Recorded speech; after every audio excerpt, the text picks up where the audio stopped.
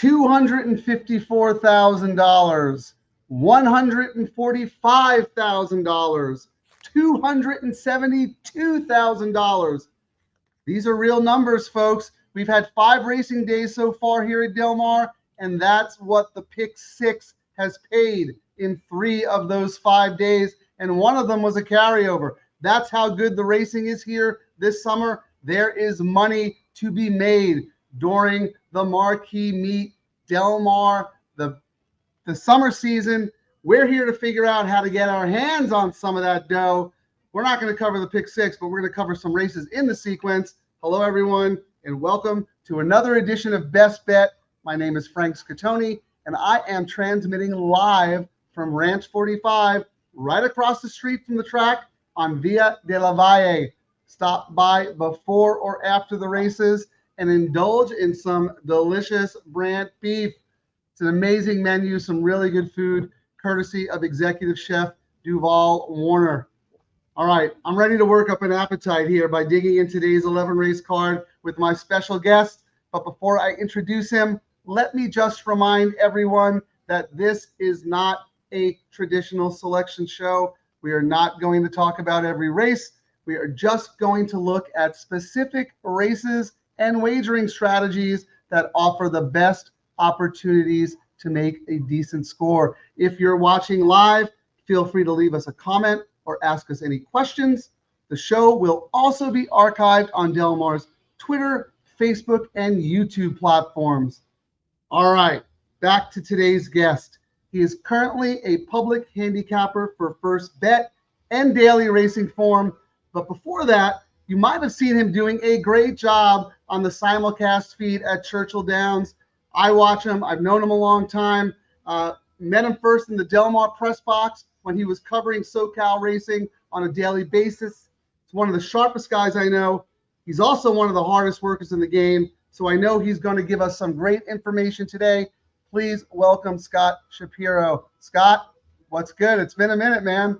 What is up, Frank? It's great to join you. It's been more than a minute, and it's been like more than a couple hours since I was able to join you where you're located. Well, I've never been to Ranch 45. Sounds like I'm missing out, but just in general in that Del Mar area. But, you know, in your intro, you talked about the high quality racing, you know, opportunities every day, pick 6, and just about all wagers. So really enjoying the meet thus far. Hopefully we can provide some people with some information that can help them make them some money today.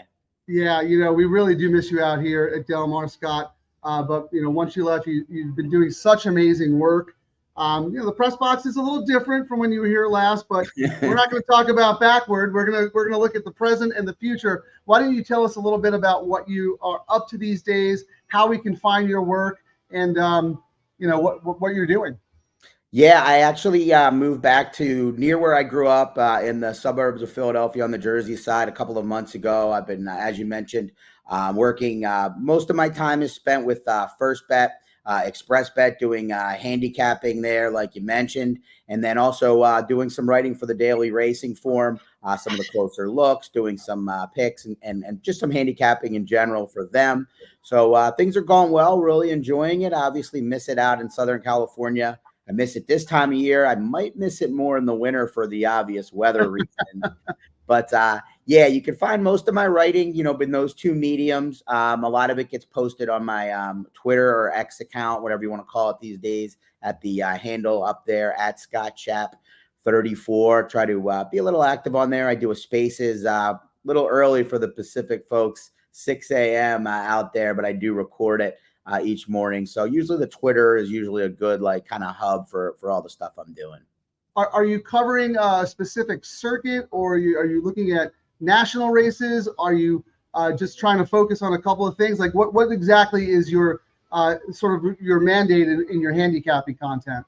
Yeah, it's a little bit different than what I've been doing over the 6 previous years where everything was Kentucky circuit, you know, particularly at the racetracks. You know, occasionally when Keeneland or Kentucky Downs was running, I'd branch out a little bit. But now it's kind of whatever is maybe the hot material for the form. It's a little bit of Del Mar, a little bit of Monmouth, a little bit of Saratoga for the most part, those 3. And then for Express and First Bet, doing some Del Mar, doing a lot of the Kentucky circuit there as well, some Saratoga. So kind of branching out over those three, and then some bigger days. But it's kind of nice, Frank, to, it's different, but it's nice to kind of get a look and survey of things from a more national perspective. I just feel a little more knowledgeable overall. It's obviously different. You're really locked into a circuit, going every day. It can be a lot of fun as well, but feel a little bit more locked in on the whole kind of nation.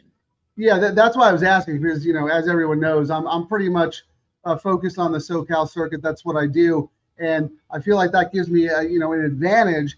But at the same time, it's easy to get into a little bit of a groove or a rut, so to speak. The muscle memory kicks in, and you're not necessarily using all aspects of your brain. And I find, like, whenever I feel like I'm kind of in that autopilot mode, I look at races from other circuits, because that makes me go back to my fundamentals, and that helps keep me sharp. So I love that you're doing that, That's a great point that you make. You can get that way. And I think it's most so out in Southern California now. I've had my most success out where you are. So I think I, thrive at the fact that you didn't get as many, moving parts. Yes, there's the, Northern California imports, occasionally Arizona, and there's, the ship and win horses at Del Mar. But overall, you're a lot more familiar with the horses, where in the Midwest, there's 5-6 different venues coming from everywhere. Right. And like September Churchill meet was like, horses coming from so many different tracks. You've got to know, it's hard to know the biases if you're into that kind of thing, and just the competition. So it can work to your advantage, but it could also very easy to get in a rut with the same horses, maybe running against each other. You think, maybe a little bit better than you do. I think I could, that happened to me for sure at times out there. All right, well, let's talk a little bit about your handicapping approach. I've talked about this many times. I cut my teeth with the racing form. I still use racing form. I use DRF formulator, and I also use Optics EQ. I know you're familiar with that. I look at turf races first. I try to look for races that have advantageous pace scenarios. I look for races with vulnerable favorites. That's kind of my holistic approach, and those are the tools that I use. But what about you? Yeah, that's a great, I think pulling from as many things as possible has gotten me better over the years. And I think, even from when I was out there, one thing I've gotten way better at, I think, is not necessarily being all in on just horizontals, but that's more from a wagering strategy. From handicapping, I think one thing I flock to that a lot of handicappers don't are maiden special weight races. I think a lot of handicappers are a little bit intimidated by what they think is a lack of data. It's just a different kind of data where you might not have seen a lot of the horses, but I think you can do a little bit more of interpretive work, which I like, kind of reading trainers' minds and things like that, maybe things that happened, that we didn't see on the track. So I like that. I've always been a big time trip handicapper first and foremost. And I mean that not necessarily looking for horses that got caught on the rail, but just, race flow and things like that. If the course is, the best case, you find a closer that, 3 or 4 times in a row didn't have a fast pace to run at, and they get completely overlooked in the wagering, and they finally get that fast pace. That's an extreme example, but that's always been things first and foremost. But in terms of data, I've added thoroughgraphs over the last couple of years. I think that's helped me, but for the most part, trips is first and foremost. Yeah, I want to go back to what you just mentioned about race selection and maiden races. Maiden races are tricky. Maiden races are tricky for a lot of players, because to do those races properly, you have to do a lot of work. You have to do a lot of digging. Out here in California, there's some really good clockers who give out their reports, but a lot of people use them. So their opinion is usually reflected in the price. Now, XBTV has workouts on video that you could watch, and you could do the work yourself. Yes, it's a lot of work to watch those workouts. It's a lot of work to try and do some pedigree analysis. But I feel like that is someplace where you can get your advantage, simply because you're doing that extra work, but also it's really hard for the computer models to put the data in, because there's no speed figures, there's no pace. You have a first or second time starter, you're working on very, very limited information. So I love the fact that that's something you specialize in. Tell us a little bit more about how you actually handicap those races and what you look for. Yeah, that's a great point you made about the computer wagering, because what I'm looking for, I think, is, micro edges, and they're not necessarily diving into that because, they're playing so much volume. Not to say that they're not looking for those, but it's Right. much more what I'm hoping to find. I think first and foremost with young horses debuting, whether it would, regardless of whether a surface it is, trainer intent is the most important thing to me. Now, I think trainer stats can be overused in this game, and if you're not applying them the right way, they're probably a negative. But I don't think they can be overused when you have a large sample size with guys, debuting horses. You got the Wesley Wards of the world that it's clearly the game, right? To get them out, teach them the gate and win early. They're not worried if these horses peak early on in their career. And then you've got, the middle of the road, a lot of the top guys, that win the most races, that have so much talent, and they'll win with some of them, but probably their best of the best, they'd be fine not winning first out with, right? Yeah. And then you've got the complete other end of the spectrum, the guys that, it's kind of more old school, maybe using the races as a prep, instead of the morning. So that's first and foremost. I'm into pedigree when it comes to precocity or horses trying like a surface for the first time. I also like to use it against handicappers when I think maybe, for instance, if a horse sells for, a third of the sire's stud fee, yet they're regally bred, maybe that's not necessarily a horse that looked the part, or there was something more to it. That's an extreme example. Yeah. So those are two things I think diving into would be, if you can watch those works versus reading the reports. The guys that do the reports, Andy Harrington, Daily Racing Form, a bunch of other folks, that's great. If you have, but like you said, that work is often reflected in the price. Yeah. No, that's great. And we're going to talk about 2 maiden races along with the Eddie Reed. Just 2 other topics I want to talk to before we actually dig into the races. We talk about the handicapping side of thing and race selection and what you look for. What about the wagering side of thing? Do you kind of have a set wagering menu that you gravitate toward, or do you kind of let the card decide how you're going to tackle the races on any given day? I think that's what I'm hoping that I've evolved a lot with, and, continue to. I think it's the hardest part of the game is kind of, making sure you find the right ways to pressure opinions or leverage your money and use your bankroll. When I was out there, I was playing the pick 5 every day, especially the early one, because it was low takeout. That's what I did, and everything else was whatever, went from there. Now I'll play those. I like playing them, but I won't do it just to play them. And I'm not going to let anything over 3-4 to 1 win that I love on a day without a win bet. Right. So that's definitely something that I've added. I definitely will try, especially, at tracks that have better, handles, to play some of the vertical wagers as well. But I think you nailed it. It's really, to me now, more so than ever, cap the card and go from there on, what wagers I'm going to play. There is one wager that most tracks don't have, but Del Mar does. And I know you've had a lot of success with it. That's the place pick all. Just briefly tell us about that, and how you started handicapping and playing that wager and the success you've had. Yeah, it took me like years to finally hit it. I was always fascinated by, you got to hit, the first every race in the card, or on a, more than 10 race card. It's the last 10 at Del Mar, but you've got to come in first or second instead of picking the winner. And to me, it's really about finding a favorite or two that most folks that play this wager, it's kind of a recreational wager from what I assume, are going to lock in on these, 4 to 5s or these horses. And most people are going to single. Try to find those to beat them and go from there. That's how I've been able to. I scooped the pool twice in my life. That's and both amazing. of those, it's not like I hit, 6 races where there was no logical horses. It's beating, one huge favorite out of the top exacta, and then, 9 to 2s and stuff, a couple other races, and everybody's out of the pool, and you just have to connect the rest of the way. Yeah, sure, Arabian Night yesterday knocked so many people. There you go. That's a great example. A great example. Single on everybody's ticket, I'm sure, and then he's boom, got to finish first or second, know.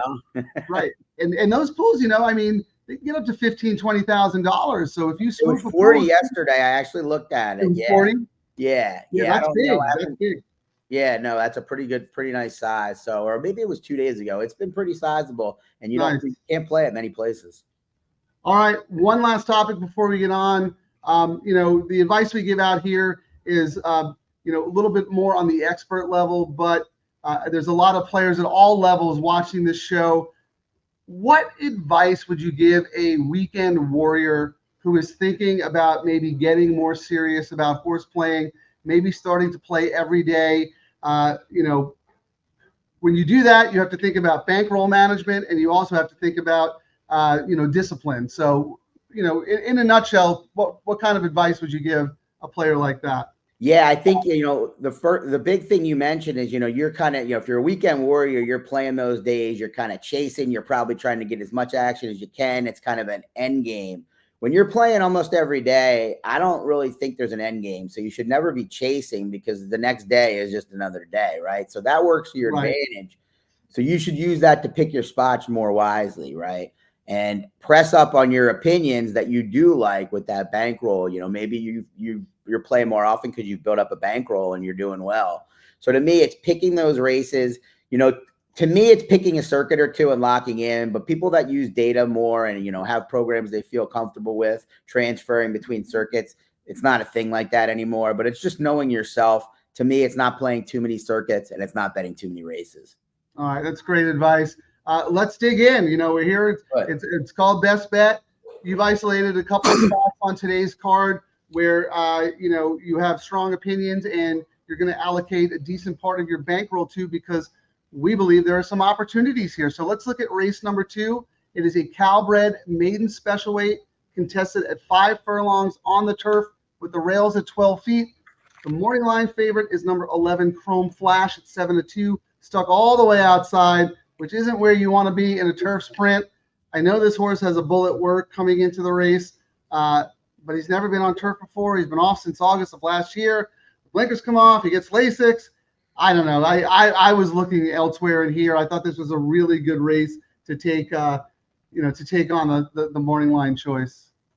That's exactly the first thing. A lot of times when you're picking races to that point is you try to find races where maybe you don't like the favorite, or if you think a favorite's, a cinch and you don't like the second and third choices, whatever it might be.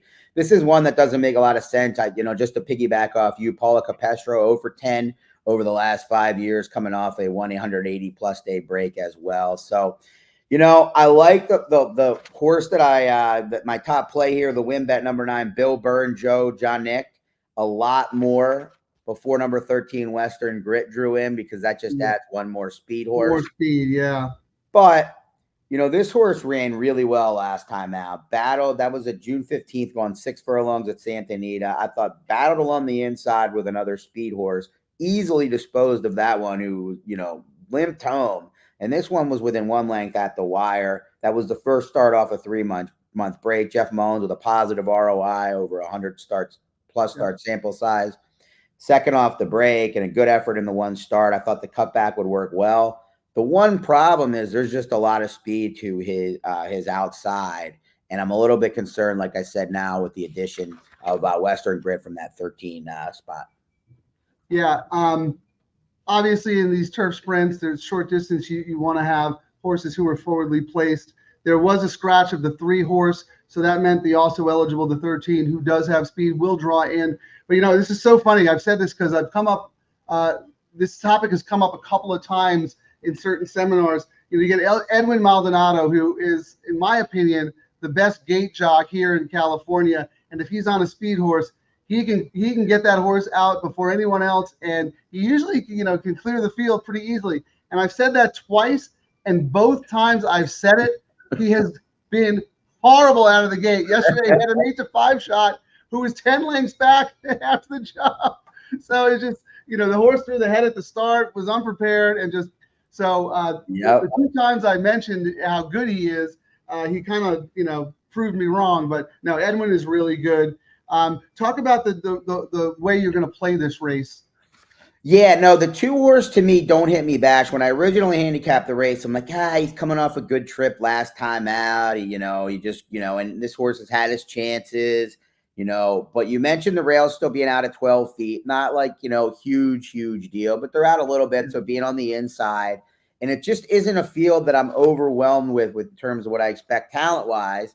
And there is going to be some pace in this race. So it just feels to me like a horse that's going to be able to save ground throughout. He's been gelded since his last start. If that's something that you like, I don't think I can hurt. And it just feels like a horse that's going to sit on the rail and pass a lot of horses, or if they go slow for whatever reason, just grind along. Sure. So to me, you know, you have the 9 horse, you have the 10 horse, who was the other speed, the Miller runner. And I just think the 2 is going to find his way into this number if the race plays out like I thought, and he's going to be a good price. Yeah, I mean, I also gave a look to the number 10 Capital Outlay as an exotics candidate.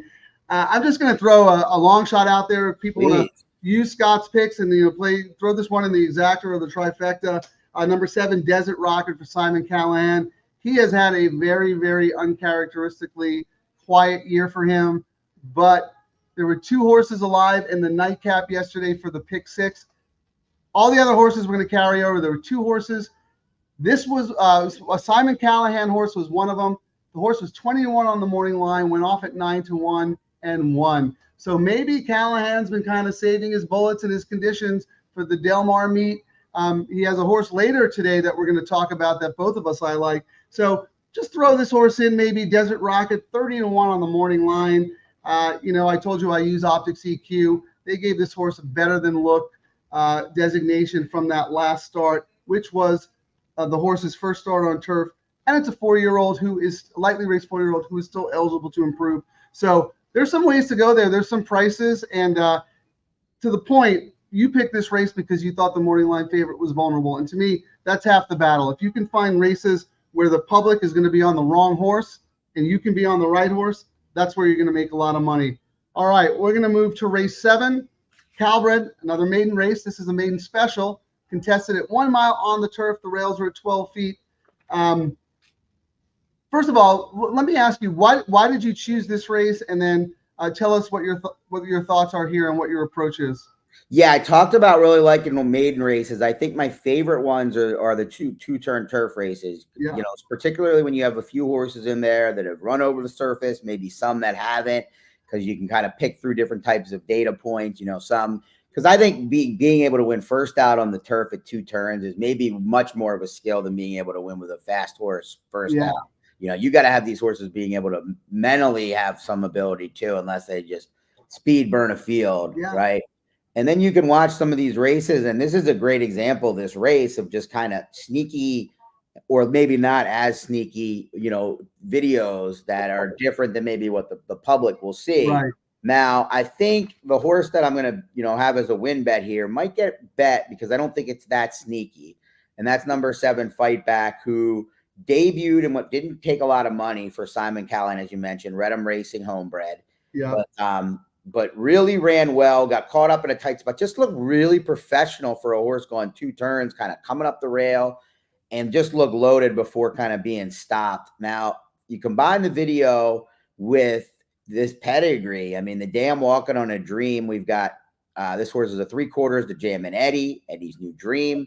This is a family that is a 2-turn turf family. So to me, this horse makes a ton of sense. I don't think we're going to get 8-1. And, you know, after, you know, doing the work this morning, I saw a couple of others, you know, you talk about it. So, you know, it might flip the win bet if it gets excessive, because I think the 2s race, the Wasting Aces, is a lot more sneaky. But it's more of a reach. It's not necessarily a barn known for this. The pedigree isn't as good. But this horse was in tight a little bit, moved up on the inside. And most importantly, it just looked like it was a learning experience, the way the race was ridden. And then, you know, got out of the gate slow, but really got a good gallop out. And it looked like they were just setting him up for this race. So at 20-1 on the morning line, this horse could absolutely get overlooked and is a lot more sneaky. Yeah. So do you set sort of a stop limit when it comes to the price of a win bet? You know, I have a buddy who, you know, he won't bet. This is the way he plays. If he loves a horse, he won't bet the horse if the horse is less than 5-1. That's kind of his cutoff. I think that's a little too high, especially now because the markets are so efficient with the computer players. But is there, you know, let's say, the 7 horse who we both really like, 8-1 morning line is 3-1. Is that still a win play for you? I don't think it is in this case. I think, to your point, I don't have a steadfast rule like I'll bet a horse at 2-1 if I thought they were going to be, 6-5 or something. Right. Much more rare. horses like this, where I'm really like, I have a plan here to bet a win bet, right?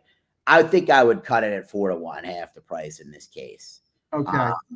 And maybe, you know, in this case, you know, the 7 is obviously a close behind A. I'm using the horse on top in exactas. I would be much quicker to swap off, maybe modify my plans. If this was like a key horse, the only horse I liked in the race, I would just change how I bet the race, maybe try to hit the exacta harder or key in a double or whatever. And I know you're still kind of getting that win price, but at least you can leverage the opinion a little better. So based on the morning lines, you're suggesting the win back on number 7, fight back. Exactas with the 2, 7, and 12. Tell us a little bit about the 12. Yeah, normally exacta boxes I don't think are great plays. You know, you probably want to press your opinions more, and when you're right, you're right. But using the fact that there's an 8-1 and a 20-1 morning line and a 6-1, I thought it was okay in here. Yeah. As a play. The 12 is coming out of the same race as fight back, and I'm presuming Francisco Garcia is a Mike Pipey assistant. Is that what the story is? Or yeah, I was actually going to ask Tom Quigley about that because he knows all the information.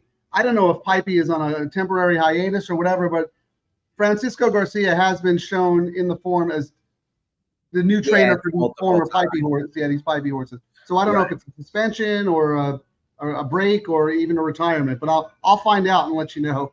Cool, appreciate that. Yeah. So this horse raced twice, and they were a year apart. And the last race was the same race. Had a very similar experience as the long shot that I spoke of, the 2. Now, one thing I liked is off a year layoff, this horse went off 3-1. So clearly there was some, you know, feel that this horse, an 11-horse field, this horse was ready to run, and you know the barn liked him. And then you look at the pedigree. This is certainly a 2-turn-ish pedigree. You know, some of the best California bred type turf sires, and just had a very similar type good gallop out there. The difference is this horse is drawn to the far outside, right, and is going to be a lower price. So that's why I much prefer the 2. Well, I was actually going to ask you that. You know, I mean, how important is it to factor in post positions to you, and also, you know, jockeys in turf races? Some are better than others. You know, I know there are some handicappers who'll just say, you know, the jockey doesn't matter that much, but I disagree, especially in a 2-turn turf race. So sometimes I overdo it to my detriment, you know, to a fault. How do you factor that into how you're looking at the race? Well, I think the rails out at Del Mar is, as it makes, for me, the tracks I've played in my life, you know, where you're drawn and saving ground is as important as anywhere. Yeah. You know, 12 feet is kind of the middle here. We're middling, right? They're out a little. It's not those days where you need to be inside. Yeah, 30 feet, you know. Yeah. In terms of in terms of jock, I think again the Del Mar turf course over my years of playing it has proven to be a turf course where the same guys win most of the races. Right. You know, for many years it was Corey Nakatani was the man down there, and now and then it was Pratt, and now it seems like the same few guys are winning a lot of the races, and I tend to try to flock to them. Now, there's some guys that can win the races that might not get a good amount. We saw Kazushi Kimura as an example in the finale yesterday. I think he won 2 yesterday, right? Right. But, you got Rispoli and Fresu and, Juan Hernandez, I think, would probably be and Barrios. And Hector Barrios is fantastic. Been terrific. Yeah. So I tend to flock to those guys when I can. Price-wise, if you're looking at 20-1 shots, you're probably not going to get them very often. Yeah. All right. But that's a great point. And, DeSormo parked all the way on the outside, he could put in a masterful ride every now and again. Depends which Kent shows up, but he could put on a clinic when he's at the top of his game. I'm just going to put this up for my dear friend Kelly. She read our minds. She wants to know who's going to win the Eddie Reed Stakes in race 9 today. So that's what we're going to look at. 9th race, the feature, $250,000 Eddie Reed. It's a grade 2. It's a 9-furlong turf affair with the rails set at 12 feet. We have a really nice group here. We've got both the 2023 winner and the 2022 winner of this event. But the morning line favorite is the ascendant 4-year-old, number 9, Johannes, at 2-1. I've always liked Johannes. I think he's really, really classy. But he's going to have to answer some questions today against some really good horses. who are proven at 9 furlongs. You know, Johannes has been doing his best work at a mile. I think his come home times are strong enough that the 9 furlongs isn't going to matter at all. I'm really excited to see him run, but there are some really, really good horses in here that you have to consider. And based on their morning lines, they're pretty darn good prices. So how are we going to get paid in here, Scott? Right. This is a race, different than the others where the morning line favorite didn't pop out as a total play against to me. But when you take into account his likely price, you've got to ask yourself, is this the point where his pedigree and whatnot play, the mile and an eighth, where that finally hits him? He's never gone that long. His mile and a 16th race, there was a lot to it, but it was his one off the board race on the turf in his career, so going beyond the mile, right? So right. And a lot of times you see these milers who have a great turn of foot going a mile. They don't necessarily have the same punch going 9 furlongs because the pace isn't as fast. Exactly. And it goes against logic, and it takes a little while to figure that out. The damn Kuyati was a turf sprinter. It doesn't seem like it's going to matter, Frank. I'll be honest. And you look at the come home times, you watch the horse. It doesn't seem like this stuff is going to matter, but it's off a little bit of a layoff. Is the mile and an eighth going to get to this horse? It's going to be a short price. Then the other favorite is Du Jour, who to me is specifically been a miler. Yes, they have never done this. Now, this horse won the Del Mar Mile last year with the prep and the wicker. Didn't get to that race last week. Is this just a prep, or are they just kind of bored with the same races? Yeah, it's possible it's the prep for the Del Mar Mile, right? I mean, because why Baffert has run this horse so many times in a mile. He's had plenty of opportunities to run this horse going longer, and he chose not to. So I'm against number 7 as well. Right. So you got that. And then you got to look at the pace of the race. You want to make sure you don't feel you're going to get wired out. You got Balladeer. I think he's going to set the pace. And I think there goes Harvard. I don't know, folks out there probably have not seen a lot of Ray Lou Gutierrez. I actually got to know Ray personally well, very hardworking, good kid, very aggressive rider, and he's done pretty well out there. I think there goes Harvard's going to get ridden aggressively at a mile and an eighth race from the rail. I think Michael McCarthy probably has Ray on for somewhat of a reason. So I don't think we're going to get a slow pace. I don't think we're going to get a real fast pace either. But I want to look to a horse that's kind of maybe going to sit mid-pack, that maybe if the favorite, Johannes, does not like the mile and an eighth, can win. If not, can kind of follow that one to the wire. And go ahead. No. I was going to say, I agree with you. And I'm glad you said that about There Goes Harvard, because on paper, Balladeer seems like a clear pace. It's a pace player's dream, right? That horse is always on the lead, is going to be out there. My concern was, is he going to be too far out there? But I like your point, and I have noticed that I didn't see a lot of races from Ray Lou Gutierrez when he was back east, but the races I've seen out here, he is aggressive, and he has the rail draw. So I like that you said that you think There Goes Harvard is going to be more forwardly placed. Maybe keep Balladeer a little honest, keep Balladeer in the sights. And I'm kind of thinking Johannes will too. Maybe angle over and just kind of track the pace. You just don't want, a lot of the jockeys don't give the 20-1 shot who's loose on the lead enough credit, and then sometimes they just don't back up. So this is a jockey's race, in a race that, really Balladeer to me is the only confirmed front runner. So tell us about your top pick and the trip that you think that horse is going to get. Yeah, Masterpiece owes me a lot of money, that's for sure. I definitely backed him before. I didn't think I would be backing him in this race by any stretch.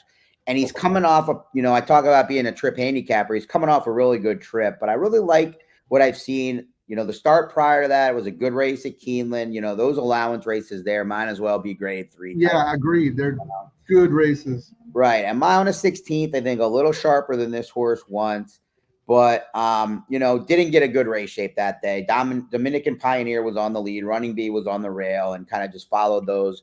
And I thought finished well. And then last time, Dylan Davis, who's on him again in here. Yeah. He seems to be riding better than ever. Yeah. Pretty clearly to me. So he's probably given up some really live mounts back east to come out here to race in a grade 2, right? So to me, this horse is very well intentioned today. Exactly, and he's hit the board. He's run first or second in all 3 starts out there. And what Dylan Davis did last time, I liked. He rode this horse more aggressively than I've seen him ridden, and he didn't go to the lead or anything, but it allowed him to get into a position where he didn't have so much to do late and have so many horses to get by and dodge between. You know, that's been the issue with this horse a couple of times when I've bet on him.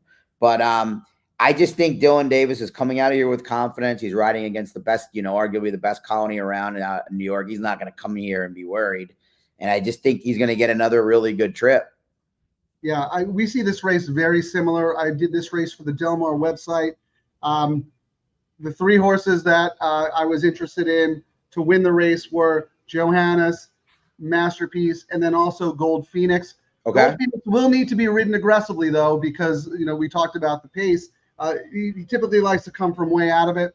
But those were the 3. And then I did give a little bit of a look to There Goes Harvard, maybe for underneath in the trifectas, just because this horse is a grade 1 winner. I know it wasn't the strongest rendition of the Hollywood Gold Cup when the horse won on dirt, but this horse is versatile, can run on dirt, can run on turf.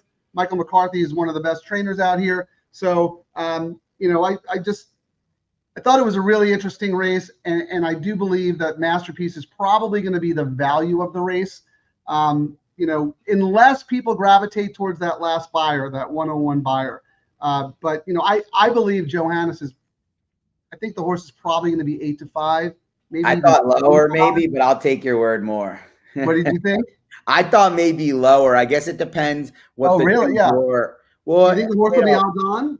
It depends. I guess it depends what the du jour, you know, if du jour comes in, it is 5-2 or 3-1, then it'll be difficult. But otherwise, I think he looks tough. I mean, you have to find the only thing to really not like about him is maybe the pedigree, a little bit of a freshness, you know, he looks a little bit better than these. So then just walk us through, let's say the morning lines hold, or Johannes gets a little over bet and Master Price does hold the price at 8-1 or maybe even higher. Tell us how you're going to play the race. Yeah, I think this is kind of one race that comes up a lot where maybe there's a horse that you like that is not one of the 1 or 2 favorites, you know, but you think there's, you know, maybe a potential standout. I would never do this if Masterpiece, and if Masterpiece, let's just say du jour is dead on the board, he's 5-1, and Masterpiece is 7-2.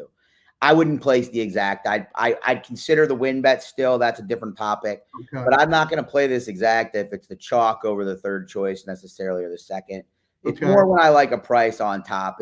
You know, some people might call it a hedge. I don't know if it is. If you like the price, you're still going to make money pretty significantly if you get an exact at home here. Yeah. Now I think what you're doing here is, and this is something me and Pete Fornatella and I call the exacta as a de facto place bet. So you want to bet Masterpiece to win. Instead of betting Masterpiece to place, you're going to play Masterpiece in a cold exacta 9-2 with the horse you think is probably the most likely winner. Yeah, correct? I would only want to, I mean, I'm not a big place guy, but let's just say I wouldn't want to ever really play a place in this spot if I thought easily the likeliest winner or the 2nd place horse is the favorite. That I want to try to take advantage of that pool if I think there's a chance for another price to run in with me, and I don't know who it is, but I don't like the favorite.